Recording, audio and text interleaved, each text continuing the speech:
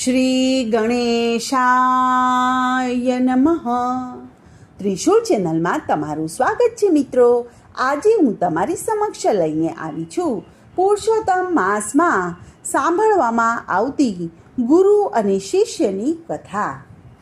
થોડા સમયથી નદી કિનારે એક ઝૂંપડીમાં ગુરુ અને શિષ્ય રહેતા હતા. ગુરુ જ્ઞાની અને ધર્મ ધ્યાનમાં રચ્યા પચ્યા રહેતા હતા. તેમનો શિષ્ય ગામમાં જે પણ કાંઈ ભિક્ષા માંગી લાવતો, આ ભિક્ષા વડે તેઓ પોતાનો નિર્વાહ કરતા હતા. એવામાં પુરુષોત્તમ માસ આવ્યો. નદીએ નાવા જવા માટે ભાવિક ભક્તોની ભીડ થવા માંડી. એટલી મોટી સંખ્યામાં નાવા આવતા ભાવિકોથી તેને અચંબો થયો. તેણે ગુરુજીને આ માટે પૂછ્યું, ત્યારે ગુરુજીએ આજથી થતા પુરુષોત્તમ માસનો મહિમા સમજાવ્યો.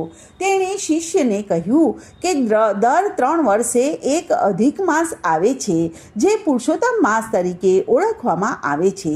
આ માસમાં જે નર નારી વ્રત કરીને સવારે નદીએ સ્નાન કરે, કાંઠા ગોરવાનું પૂજન કરે, પુરુષોત્તમ માસના પાવન પ્રસંગોની કથા અને વાર્તા સાંભળે, યથાશક્તિ દાન કરે, પુરુષોત્તમ ભગવાનની પૂજા અને ભક્તિ કરી અને ઉપવાસ કે એકટાણું કરે અથવા તો ધારણા પારણા કરે, તો પુરુષોત્તમ ભગવાન વ્રત કરનારથી સંતુષ્ટ થઈ અને તેના મનોરથને પૂર્ણ કરે છે. શિષ્ય કહે કે ગુરુદેવ, તમે કહ્યા મુજબ કોઈ પુરુષોત્તમ માસનું વ્રત કરે તો તમે બનાવેલ નીતિ નિયમો પાળે તો ભગવાન સંતુષ્ટ થઈને શું આપે? ત્યારે ગુરુજીએ કહ્યું કે જે કોઈ પોતાના વ્રત વડે પુરુષોત્તમ ભગવાનને સંતુષ્ટ અને પ્રસન્ન કરે, તેને સુખ અને સમૃદ્ધિ મળે, તેના કષ્ટો દૂર થાય. પુરુષોત્તમ માસ પૂર્ણ થતાં તેનું ઉજવણું કરવામાં આવે છે. ત્યારે બ્રહ્મ ભોજન વખતે પ્રભુ અવશ્ય દર્શન આપે છે. પુરુષોત્તમ ભગવાનના આવા વ્રતના પ્રભાવો જોઈ અને દર્શન થઈ શકતા હોય તો તેનાથી રૂડું શું? તેણે તો સમયથી સંકલ્પ કરી અને વ્રત ચાલુ કરી દીધું. તે તો દરરોજ વહેલો ઉઠે, નદીએ સ્નાન કરે, કાંઠા ગોરમાનું પૂજન કરી, કથા વાર્તા સાંભળે, પછી ભિક્ષાર્થે ગામમાં જાય અને તેમાંથી પોતાના ભાગે આવતું અન્ન તે ભિખારીઓને આપી દેતો. ફળાહાર કે પાણી વડે તે ઉપવાસ ખેંચી કાઢતો. આમ કરતાં કરતાં પુરુષોત્તમ માસ પૂરો થયો. તેને ભગવાનના દર્શનની તાલાવેલી લાગી ગઈ. તેણે તો ઉજવણામાં 11 બ્રાહ્મણોને જમવા માટે બોલાવ્યા. તેની પાસે થોડીક પૂંજી પડી હતી, તેનાથી તે ગામમાંથી સીધું સામાન લઈ આવ્યો.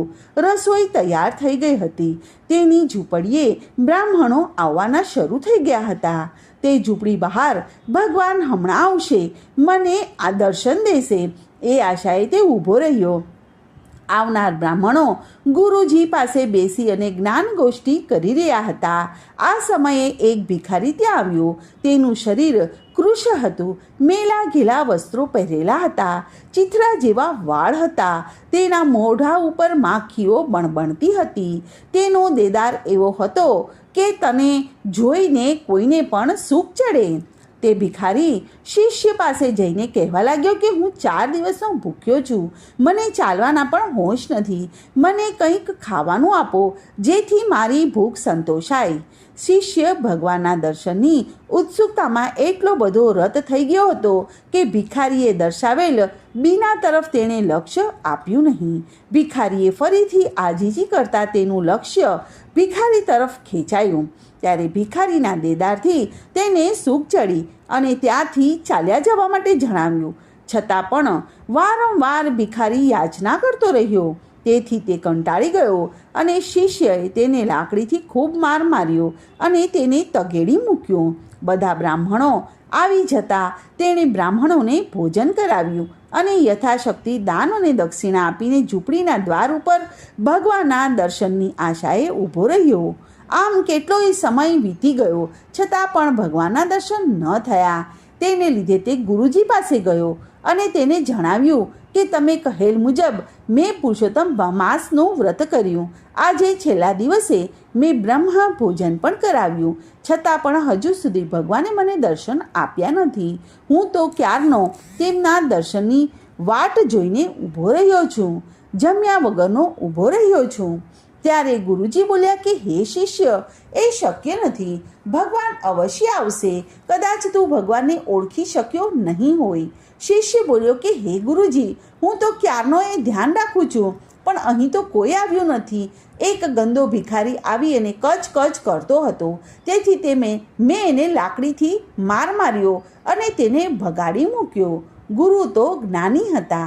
તે સમજી ગયા કે ભગવાન સ્વયં ભિખારીના સ્વરૂપે અહીં આવ્યા હશે. શિષ્ય તેને ઓળખી શક્યો નહીં હોય. ગુરુજીએ તરત જ સમાધિ લગાવી અને જોયું તો તેમણે ખાતરી થઈ ગઈ કે સ્વયં પુરુષોત્તમ ભગવાન જ ભિખારીનું સ્વરૂપ લઈને તેની પાસે આવ્યા હતા. ગુરુજી બોલ્યા કે હે શિષ્ય, ભિખારીના સ્વરૂપમાં ભગવાન સ્વયં આવ્યા હતા. તારું એટલું પુણ્ય કાચું છે કે તું આ વહેલી તકનો લાભ ન લઈ શક્યો. શિષ્ય બોલ્યો કે હે ગુરુદેવ, હું કાંઈ મૂર્ખ નથી કે ભગવાનને હું માર મારું. મેં તો ભગવાનની પૂજા કરવા માટે બધી જ તૈયારી કરી રાખી છે, પણ ભગવાન તો આવ્યા જ નથી. શિષ્યને ગળે આ વાત ન ઉતરી. ત્યારે શિષ્યને ખાતરી કરાવવા ગુરુજીએ દીન ભાવે અને શ્રદ્ધાથી પ્રાર્થના કરી કે હે પુરુષોત્તમ ભગવાન, તમે ભિખારીના સ્વરૂપમાં આવી અને આ શિષ્યને ખરા સ્વરૂપના દર્શન કરાવ્યા વિના જ જો જતા રહેશો તો તેનાથી તેની શ્રદ્ધા તૂટી જશે. તેના બધા અપરાધ ક્ષમા કરો અને તેને દર્શન આપો, હે કૃપાનાથ. ત્યારે ગુરુજીની પ્રાર્થનાથી તરત જ પુરુષોત્તમ ભગવાન પ્રસન્ન થયા અને તેમના તેજનો પાર ન હતો અને અનુપમ રૂપ હતું.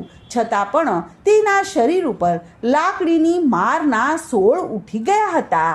ભગવાનના શરીર ઉપર લાકડીના સોળ જોઈને શિષ્ય તરત જ તેમના ચરણોમાં ઢળી પડ્યો અને પોતાની થયેલ ભૂલ બદલ વારંવાર માફી માંગવા લાગ્યો.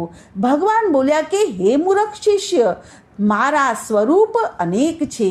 હું ક્યારે કયા સ્વરૂપે પ્રગટ થાઉં એ કોઈ પણ જાણી શકતું નથી.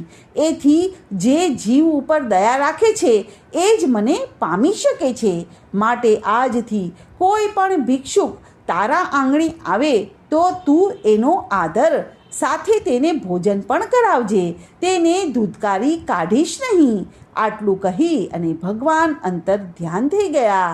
બોલો પુરુષોત્તમ ભગવાનની જય. તો મિત્રો, આજની આ પાવન કથાને હું અહીં વિરામ આપું છું.